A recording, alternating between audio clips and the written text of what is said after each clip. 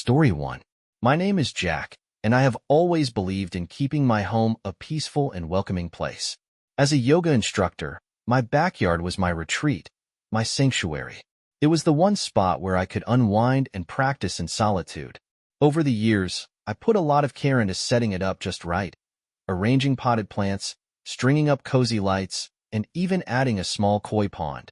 By the spring of 2023, it was perfect. Every morning and evening, I would roll out my yoga mat onto the soft grass, surrounded by colorful flowers and the gentle sounds of nature. It felt like a little world of my own, safe, untouched.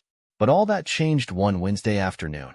The weather was gorgeous, clear blue skies, sunlight warm enough to make it feel like spring had arrived early. I had a private client that morning, but the rest of the day was mine. I figured it was a good time to tidy up the backyard shed. The shed sat tucked away in the far corner of the yard. It was not much, just a little place to store tools, gardening supplies, and odds and ends. Still, every spring, I made it a habit to clean it out, organizing shelves and tossing out what I no longer needed. The day started off normal.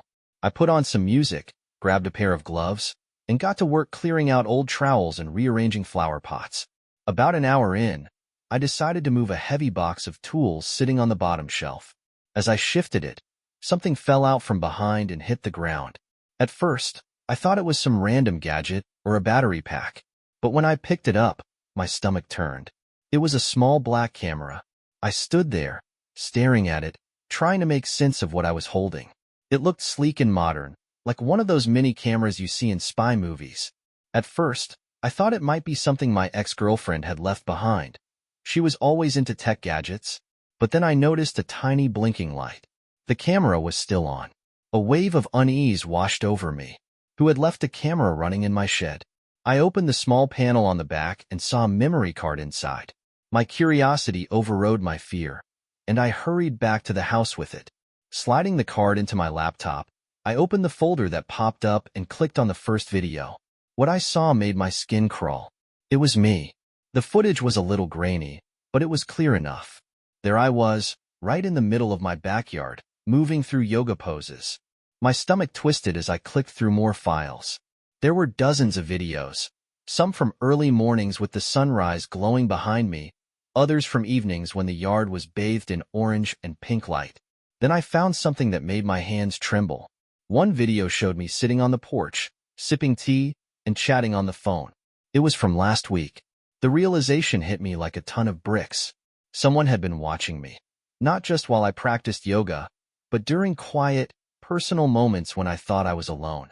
I closed the laptop and sat there in silence, replaying every moment I had spent in the yard over the past few months. The sense of safety I once felt in my sanctuary was shattered. Someone had violated my space, and I had no idea who it was. After a while, I forced myself to act. Marching back to the shed, I started searching every corner.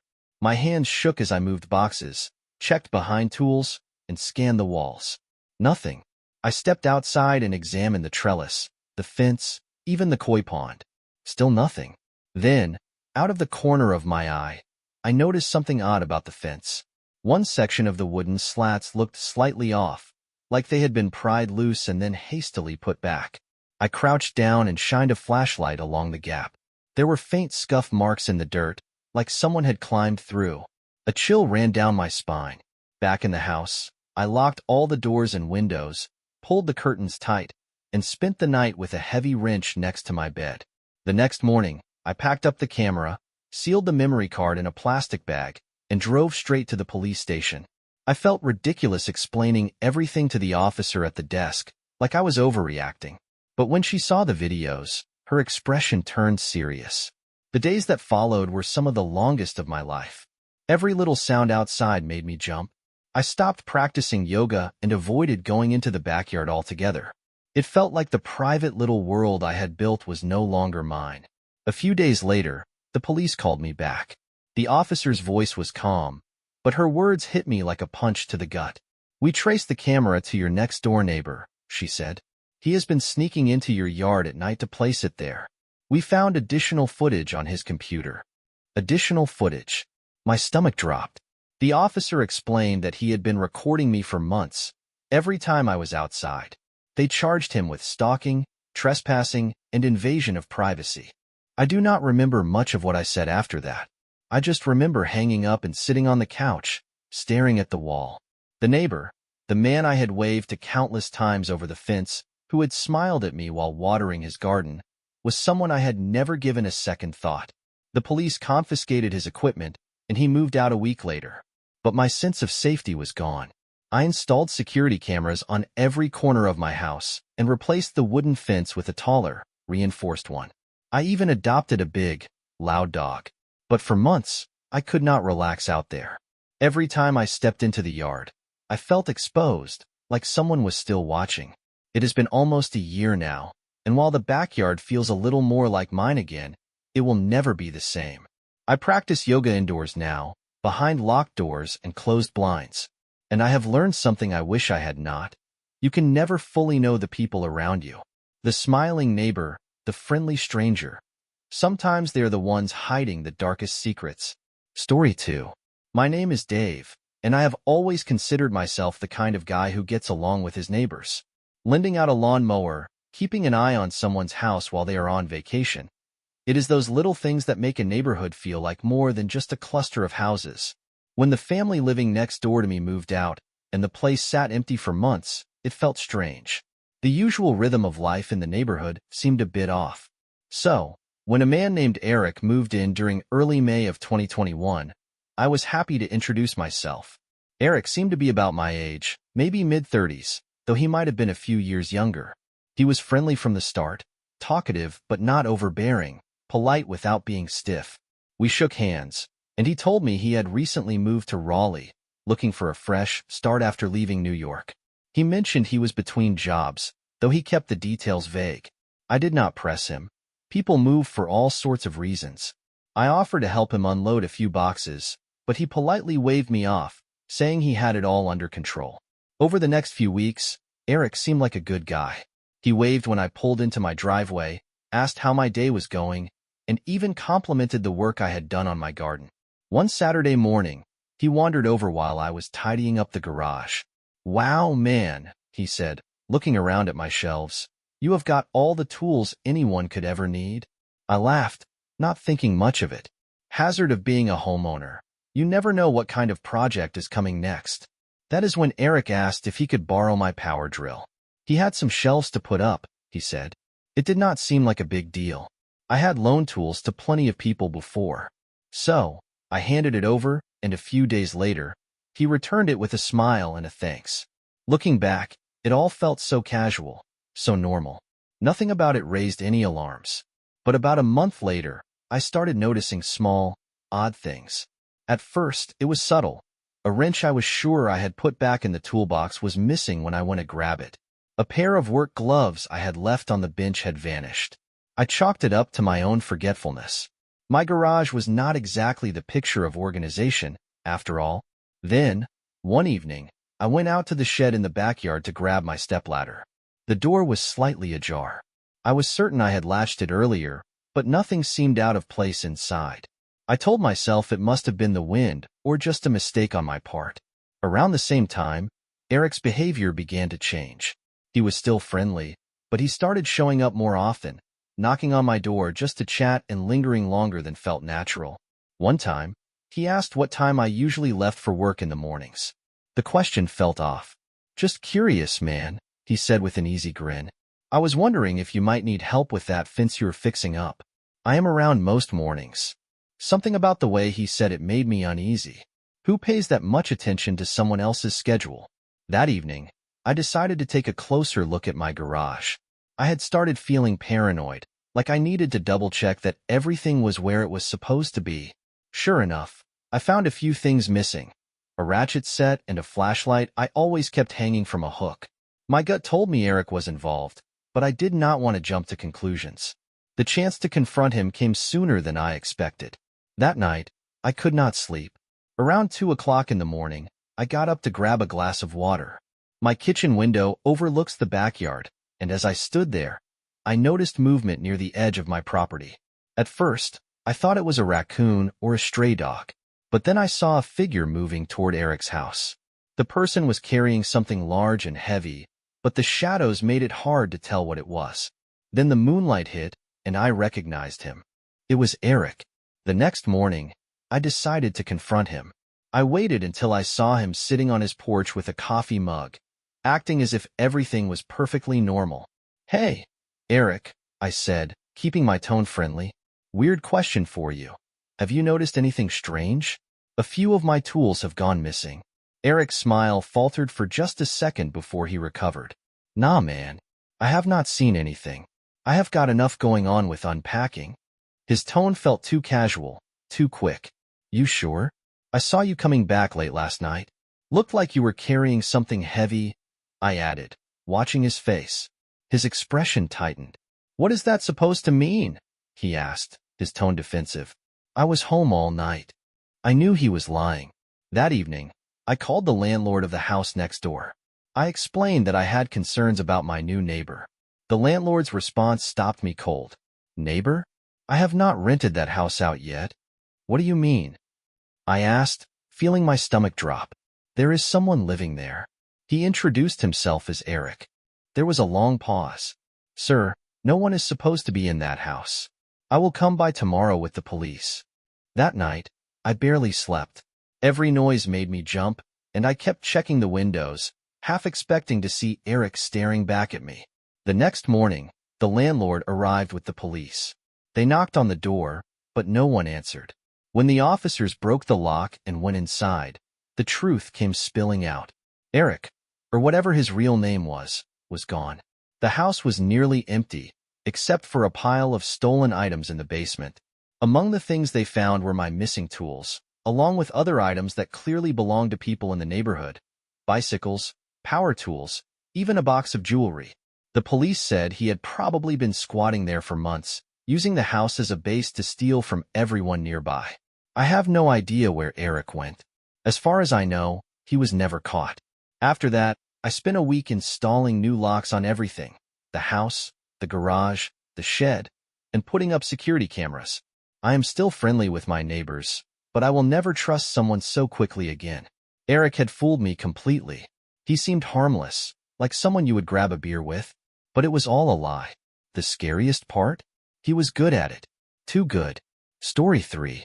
When I first moved into my apartment in Portland, I thought I had hit the jackpot. It was one of those old, charming places with hardwood floors, crown molding, and those vintage vents built right into the walls. It felt like stepping into a piece of history.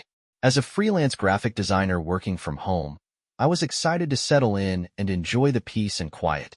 For the first couple of weeks, everything was perfect. I rearranged the furniture, hung up some art, and set up a cozy little spot by the window where the morning light was just right for sketching. Then the noises started. At first, it was faint, a soft scratching, maybe a little thump now and then. I figured it was mice or rats in the vents. Old buildings like this always had their quirks, so I told myself it was no big deal. I planned to mention it to the landlord and moved on with my day. The noises would come and go, never lasting long, but they always caught my attention. Sometimes, I'd stop what I was doing and just listen, holding my breath. Nothing. It was almost like whatever was making the noise knew when I was paying attention. One night, while working late on a tight deadline, I heard it again. Only this time, it was different. It was not just scratching. It was shuffling, like something moving. The sound was coming from the vent across the room, a vintage metal grate with little diamond-shaped openings. I got up, crouched down, and leaned in close to get a better listen. Then I heard it. Faint breathing.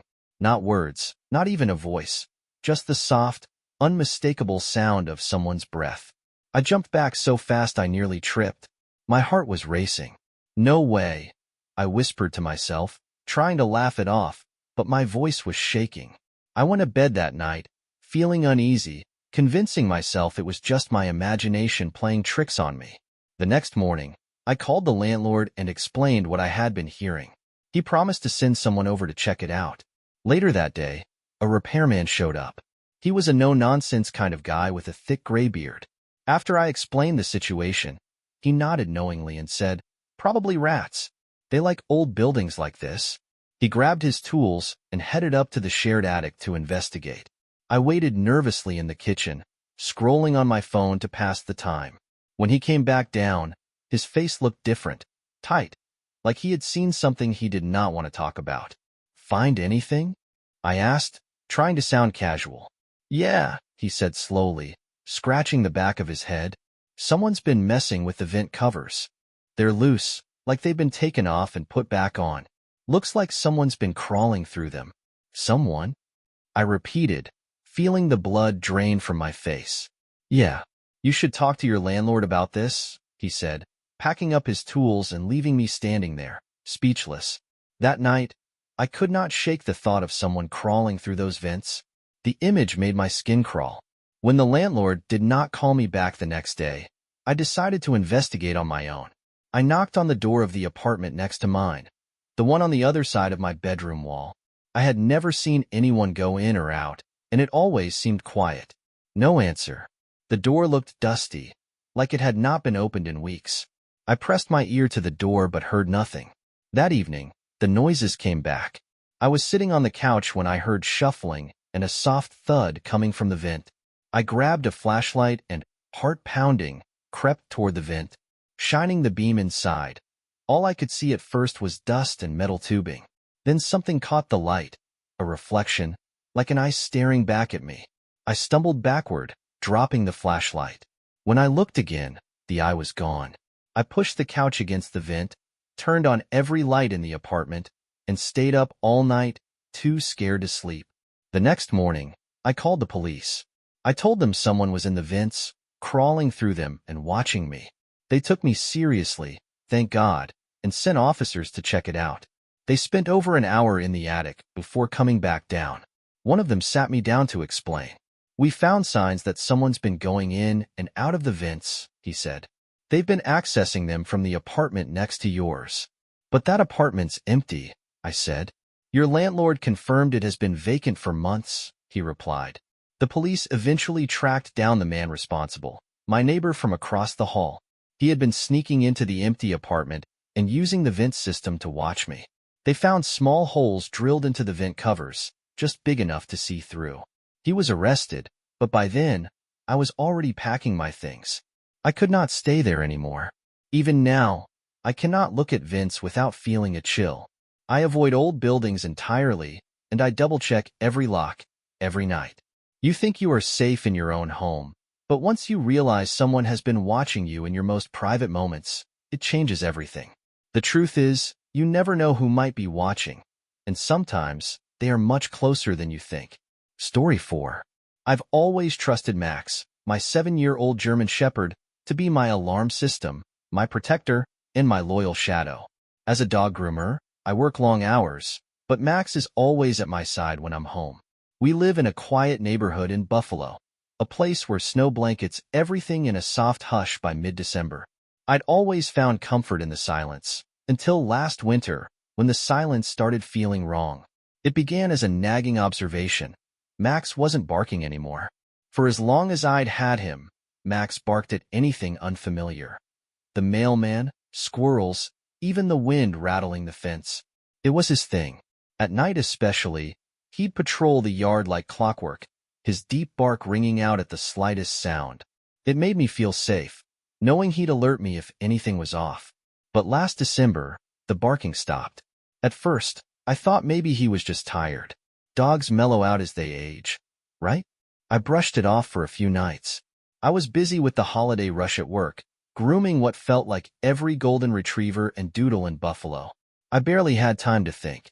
But every time I let Max out into the yard at night, I noticed he'd just stand there, staring at the fence instead of running along it like he usually did. He'd sniff the air a little, tail low, before trotting back inside without making a sound. I remember joking to myself, "Guess you're retiring early, huh, Max?" But deep down, something didn't sit right. A week passed, and then came the night I decided to check the cameras. I had a basic security setup, 2 motion sensor cameras facing the yard, one near the back porch and another near the fence gate. They'd served their purpose so far, catching nothing but raccoons. I wasn't expecting anything that night. I just wanted to see if Max had been reacting to something I couldn't hear. It was a little past 11 p.m. when I settled on the couch with my laptop, pulling up the security footage. Max had been acting odd again earlier, just staring at the fence and coming back in without a bark. The live feed showed nothing unusual, just the snow falling in heavy flakes, blanketing the yard. I yawned and started scrubbing through footage from the last few nights.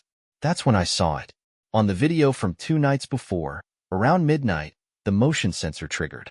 I leaned in closer to the screen, trying to make out the shape. Then, a figure stepped into view, a man. My heart almost stopped as I watched him move toward the fence, hunched over slightly like he was trying to stay low. He paused near the far corner, where Max usually barked the most, and then, to my horror, he crouched down and reached something through the fence. It was hard to tell what it was, but Max appeared almost immediately on the screen, wagging his tail cautiously as he approached the stranger. The man stayed there for nearly a minute, his hand extended, and Max just accepted it. He ate something from the man's hand. "What the hell?" I whispered to no one. The footage ended with the man disappearing back into the dark, leaving behind no trace but the quiet, snow-covered yard. My brain raced to catch up with what I'd seen. Someone had been in my yard. Someone had been feeding Max. I tried to rationalize it. A neighbor being overly friendly? A misguided stranger leaving treats for a great dog? None of it made sense. The next morning, I took Max straight to the vet. I didn't tell the receptionist much beyond, "He's acting off, and I want to make sure he's okay." When the vet came back, she looked concerned. "There's a sedative in his system," she said. "It's mild, but definitely enough to keep him subdued." I felt sick. What kind of sedative? She listed off some options, mostly veterinary-grade tranquilizers used for small surgeries, but I barely heard her. Someone had drugged my dog. My mind flashed back to the man on the footage, crouching by the fence in the dead of night, slipping something to Max while I slept inside, oblivious. I knew then that it wasn't random. Someone had done this on purpose. But who? That night, I couldn't relax. I kept replaying the video on my laptop, trying to figure out who the man was, what he had been holding, where he'd come from, or what he wanted. Was he trying to gain Max's trust to get into my yard unnoticed? My house? The questions looped in my brain as I sat on the couch, watching the live camera feed obsessively. Around midnight, I got my answer. I'd turned off all the lights, leaving the room lit only by the glow of my laptop. I kept looking between the screen and Max, who was snoozing at my feet, drug-free for the first time in days. The yard looked empty, just the snow falling. I started to think maybe whoever it was had moved on. Then the motion sensor went off. My heart skipped as the screen flickered. The same man appeared, his figure hazy in the snowfall. He moved more quickly this time, heading straight for the corner of the fence where Max had met him before. I could see him holding a small bag, the kind you'd get from a pharmacy. He crouched again, reaching through the fence. This time, Max didn't move. I grabbed my phone, my hands shaking as I turned on the porch floodlights remotely. The yard lit up in an instant, the snow reflecting the light like a spotlight aimed directly at the man. He froze, his face now visible in the camera feed. An older man, maybe late 60s, with thin, wiry hair poking out from under a hat. Before I could even process it, I yelled through the window, my voice trembling with adrenaline. "Get out of my yard!" The man flinched, looking straight at the camera. Straight at me. Something about his expression sent a chill through me. It wasn't anger or guilt. It was almost calm, like he didn't mind being caught. Then, just as quickly, he turned and bolted, disappearing into the night. I called the police immediately. They arrived about half an hour later, lights flashing across the snow-covered street. I showed them the footage, my voice shaking as I tried to explain. The officers searched the yard and the surrounding area, but of course, the man was long gone. One of the officers stayed back to talk to me. "You said he fed your dog a sedative?" he asked, watching the video over my shoulder. The vet confirmed it. Why would someone do that? Why would he be feeding my dog anything? The officer didn't have an answer for me. He could only speculate. Maybe the man was trying to quiet Max so he could get into the yard. Maybe it was an attempt to break into the house. "People do strange things," he said with a sigh. "We'll file a report and keep an eye out." You did the right thing scaring him off. I tried to let his words calm me, but they felt hollow. Keep an eye out. What did that even mean? He couldn't promise the man wouldn't come back, and the image of his face, calm and unwavering, was still burned into my mind. I forced to thank you, but deep down, I felt like I was on my own. I didn't sleep that night. Even after the police left, I stayed up, watching the cameras, jumping at every flicker of movement. Max stayed close to me, his ears perked, as if he too was waiting for the man to come back. He never did. The neighbor, well, technically, the guy from the back street, turned out to be the one behind it all. His house was a few doors down, just beyond the property behind mine. I didn't see him leave, but he moved out a couple of weeks after the incident.